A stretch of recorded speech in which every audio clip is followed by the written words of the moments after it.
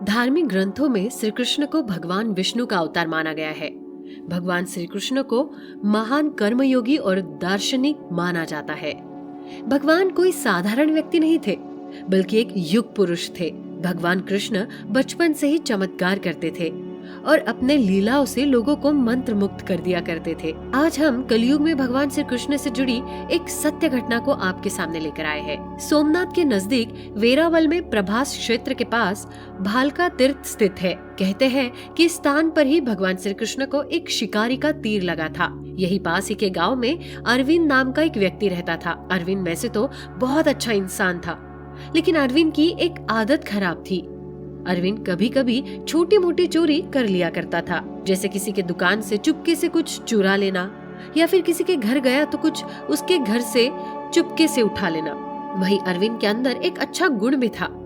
अरविंद भगवान कृष्ण का बहुत बड़ा भक्त था और प्रतिदिन भालका मंदिर जाकर कृष्ण भगवान की पूजा किया करता था। अरविंद के इन दोनों गुणों को पूरा गांव अच्छे से जानता था, लेकिन लोग उसकी चोरी की आदत से परेशान थे। एक बार अरविंद के गांव के मुखिया के घर में से मुखिया का 2 पहिया वाहन चोरी हो जाता है। किस्मत से चोरी वाले दिन मुखिया के घर के बाहर खड़ी 2 पहिया वाहन पर लोगों ने अरविंद को बैठा देखा था, इसलिए मुखिया ने अरविंद को चोरी के इल्जाम में गिरफ्तार करवा दिया। वही गांव के कुछ लोगों ने मुखिया को समझाया भी कि अरविंद की आदत विवश लोगों के यहाँ से छोटी मोटी चीजें उठा ले जाता है, लेकिन वो इतना बड़ा चोरी नहीं करेगा।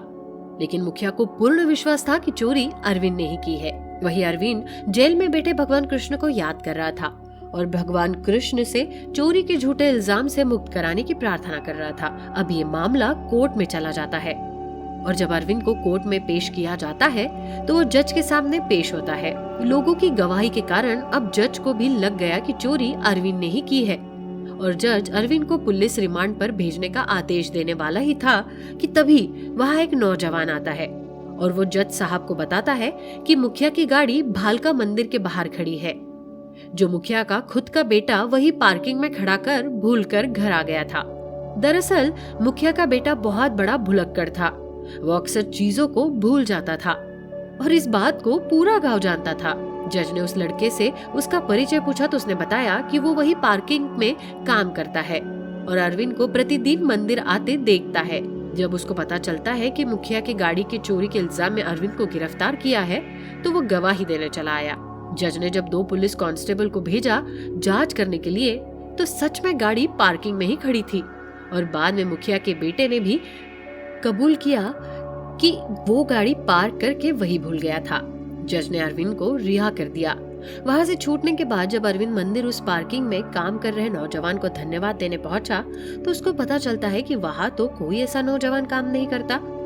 अरविंद समझ गया कि कोर्ट में जज के सामने गवाही देने कोई और नहीं बल्कि खुद भगवान कृष्ण एक नौजवान के रूप में आए थे।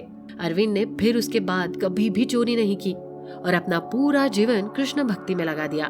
तो दोस्तों, अगर आपको हमारा ये वीडियो पसंद आया हो तो इस वीडियो को लाइक करें और कमेंट बॉक्स में जय श्री कृष्ण लिखना ना भूलें।